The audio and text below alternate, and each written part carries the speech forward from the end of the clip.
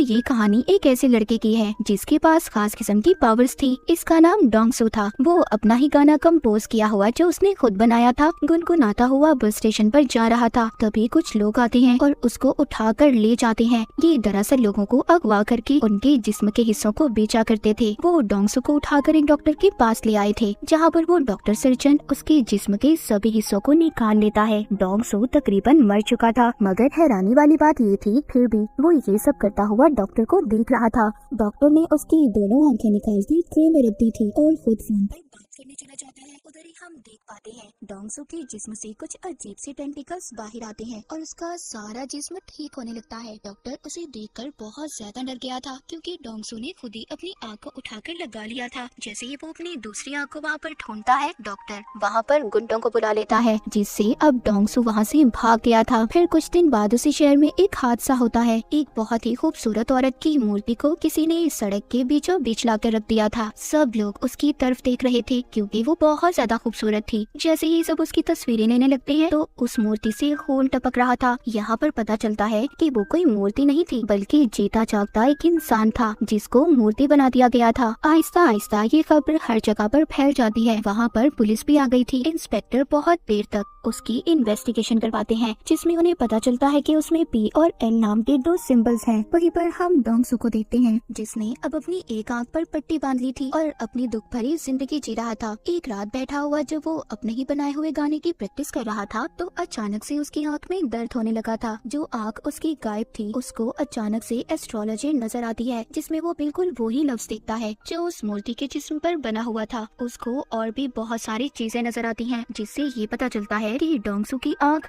किसी दूसरे आदमी के पास है। तभी डोंगसू ये सब देख पा रहा था जो वो आदमी कर रहा था। अगले दिन डोंगसू अपने काम पर जाता है जो एक कबाड़ खाना था। तभी वहाँ पर कुछ लोग आते हैं जो उसके दोस्त को बहुत मार रहे थे। डोंगसू अपने दोस्त की मदद करने की कोशिश करता है और बेचारा खुद ही मार खा देता है। उन्हीं में से एक आदमी डोंगसू को मारने के लिए चाकू निकालता है पर डोंगसू उससे लड़ाई करता है और इसी उसमें बेचारे डोंगसू का कान कट जाता है, जो कि जमीन पर गिर गया था। ये देखकर सभी वहाँ से भाग जाते हैं। अब जैसे ही वो वहाँ से जाते हैं, डोंगसू अपना कान उठाकर अपनी अजीब खास किस्म की पावर्स ताकत से अपने कान को जोड़ लेता है। उधर ही वो लोग भी अब डोंगसू को ढूंढ रहे थे जो जिस्म के हिस्से बेचा करते थे। उन्हें पता चल चुका था कि डोंगसू का जिस्म और उसका एक एक हिस्सा बहुत खास है, क्योंकि उसे जितना भी जख्मी कर लो काट लो वो खुद ही जुड़कर ठीक हो जाता है। और ऐसे जिस्म की मार्केट में लाखों करोड़ों में कीमत है। लड़ाई खत्म होने के बाद डोंगसू अपने घर जाता है, जहाँ बैठा वो अपने गाने की प्रैक्टिस कर रहा था, मगर उसको गाने की लिरिक्स सही तरह से याद नहीं थी। वो दोबारा से सुनकर प्रैक्टिस करने लगता है। तभी उसको विजन एक ख्याल आता है। उसको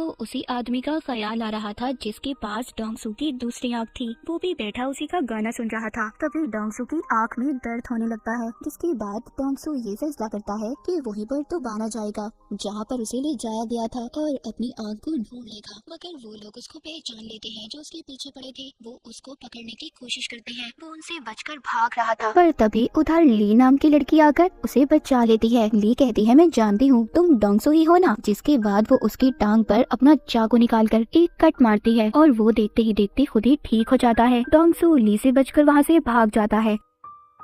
इसके बाद डोंगसू के ख्यालों में हमें एक किताब को दिखाया जाता है, जिसमें लोगों को मारकर उनका पुतला बनाने के बारे में सब कुछ लिखा हुआ था, जिससे ये बात तो साफ थी कि डोंगसू की आंख जिस इंसान के पास थी वो लोगों को मारकर उनका पुतला बनाकर उन्हें शहर में खड़ा कर देता था। फिर हम एक लड़की को देखते हैं जो डोंगसू का गाना सुनते अपने ऑफिस जा रही थी, क्योंकि वो गाना अब काफी ज्यादा वायरल हो चुका था। वो जाकर देखती है तो शहर में एक और पुतला खड़ा था जिसका अभी अभी खून किया गया था। ये सारी बातें अपने दोस्त को बताती है, जिसका नाम मिस्टर जिन था, पर वो आदतों से बिल्कुल भी अच्छा नहीं था, मगर ये लड़की उसको पसंद करती थी। ये लड़की मिस्टर जिन के सामने डोंगसू का गाना गुनगुनाती है। तभी उसकी आंखों में दर्द होने लगता है और उधर डोंगसू की आंखों में भी दर्द हो रहा था। अब ये बात तो यहीं पर क्लियर हो जाती है कि डोंगसू की दूसरी आंख जिस इंसान के पास थी वो मिस्टर जिन था और वही था जो शहर में सभी लोगों का कत्ल कर रहा था। और यहाँ पर ये भी पता चलता है कि डोंगसू की दोनों आंखें उसके गाने को पहचानती थी, इसलिए जब भी वो बजता था उसकी आंखें आपस में जुड़ने की कोशिश करती थी। तभी उसे दर्द होता था। एक दिन वो अपने ख्यालों में एक लफ्ज लिखा हुआ देखता है जो कॉप्स आर्ट था। वो जब उसको इंटरनेट पर सर्च करता है तो उसे पता चल गया था कि शहर में जितने भी कत्ल हो रहे हैं वो कातिल उनको मारकर स्टैचू मूर्ति में बदल देता है और वो कोई और नहीं बल्कि मिस्टर जिन है। अब इस बात को पता करने अगले दिन उस लड़की के पास जाता है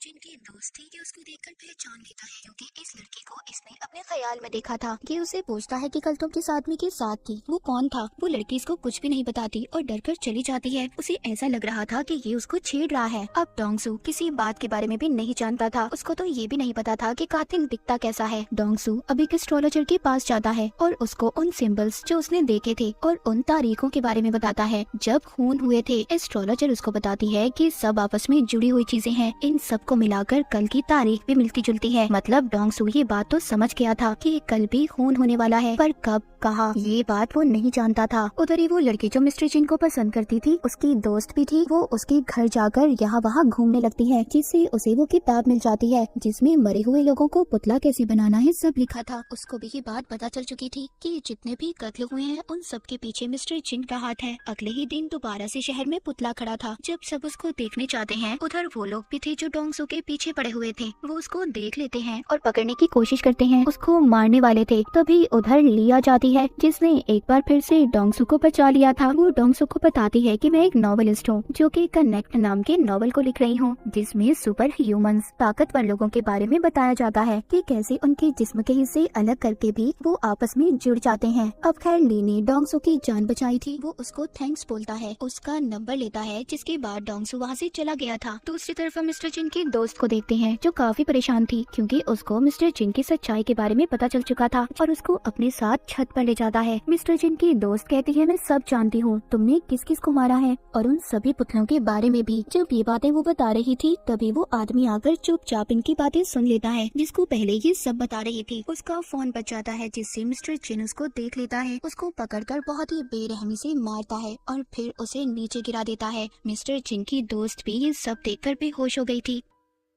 तभी उसका फोन बजता है जिसमें उसने डोंगसू के गाने की रिंगटोन को सेट किया हुआ था। जब उसका गाना बजता है तो तभी डोंगसू की आंख में दर्द होता है और मिस्टर जिन की भी। इससे अब डोंगसू को ख्याल आता है और वो सब देख लेता है कि मिस्टर जिन ने दो लोगों को बहुत ही बेरहमी से मार दिया है। ये देखकर डोंगसू मिस्टर जिन के ऑफिस में आ गया था। वहाँ पर भी सबको कत्ल के बारे में पता चल चुका था। हर तरफ एक भगदड़ मच जाती है। वहाँ पर पुलिस भी आ चुकी थी। डोंगसू ने मिस्टर जिन का कोट देख लिया था, इसीलिए वो उसका पीछा करते बाथरूम तक जाता है, मगर उसने उसका चेहरा अभी भी नहीं देखा था। पुलिस आकर डोंगसू को पकड़ लेती है। उन्हें ऐसा लग रहा था कि डोंगसू ने ही कत्ल किया है। डोंगसू सबसे कहता है देखो मैंने कत्ल नहीं किया, कातिल तो बाथरूम में है। पर कोई भी डोंगसू की बातों पर यकीन नहीं करता। लेकिन ली उसको हम कैसे भूल सकते हैं। वो एक बार फिर आकर डोंगसू को बचा लेती है। उधर ही ऑफिस में मिस्टर जिन जो काफी परेशान था क्योंकि वो सोच रहा था कि छत पर तो हम तीनों के सिवा कोई नहीं था। जब वो बैठा डोंगसू का गाना सुन रहा था तभी उसकी आंख में दर्द होता है। अब उसको समझ आ चुकी थी कि सारे फसाद की जड़ उसकी ये आंख है जो ट्रांसप्लांट की गई है, यानी कि जो उसने लगवाई थी। इसका मतलब ये था कि जिसके पास दूसरी आंख है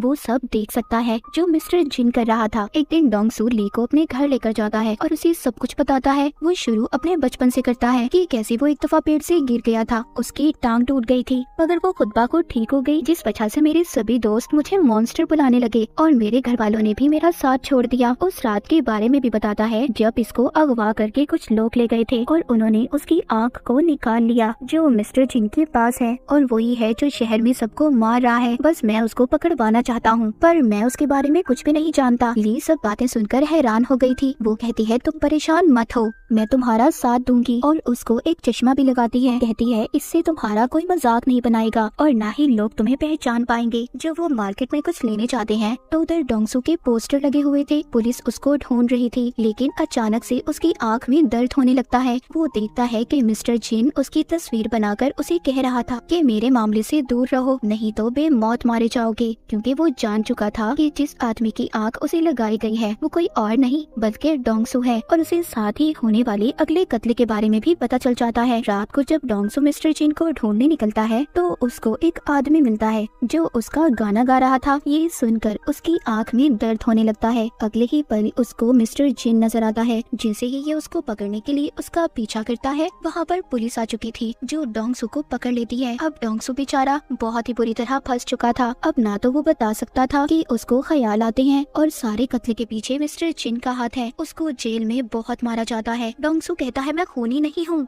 बल्कि मैं खूनी को जानता हूँ। इंस्पेक्टर ये सुनकर उसको छत पर ले जाता है, जहाँ पर डोंगसू उसको सब बता देता है कि उसकी आंख मिस्टर जिन नाम की आदमी के पास है और वही सबका कातिल है। वो इंस्पेक्टर को अपना एक हाथ तोड़कर दिखाता है, जो फिर खुद ही जुड़ गया था। इंस्पेक्टर ये सब देखकर हैरान था। डोंगसू जो मिस्टर जिन को पकड़ना चाहता था, वो छत से कूद जाता है, क्योंकि वो जानता था कि अगर उसे चोट भी आई या उसकी हड्डी भी टूटी तो वो कुछ देर बाद खुद ही ठीक हो जाएगी। उधर दूसरी तरफ मिस्टर जिन डॉक्टर सर्जन के पास जाता है, जिसने इसे डोंगसू की आंख लगाई थी। यहाँ पर हमें कुछ पहले का सीन दिखाया जाता है, जब मिस्टर जिन डॉक्टर के पास आया था और उससे कहा था कि उसे आंख की जरूरत है, इसीलिए डॉक्टर ने एक तजुर्बे की खातिर डोंगसू की आंख उसको लगा दी। और फिर मिस्टर जिन को जब ये पता चलता है तो वो अब डॉक्टर को भी मार देता है। जब वो लोग चेक करने आते हैं जो डोंगसू को पकड़ने के चक्कर में थे, तो वो जब डॉक्टर को मरा हुआ देखते हैं, उन्हें सब पता चल जाता है कि मिस्टर जिन ने डॉक्टर को मारा है। ली और डोंगसू दोनों डॉक्टर को ढूंढने की तलाश में थे।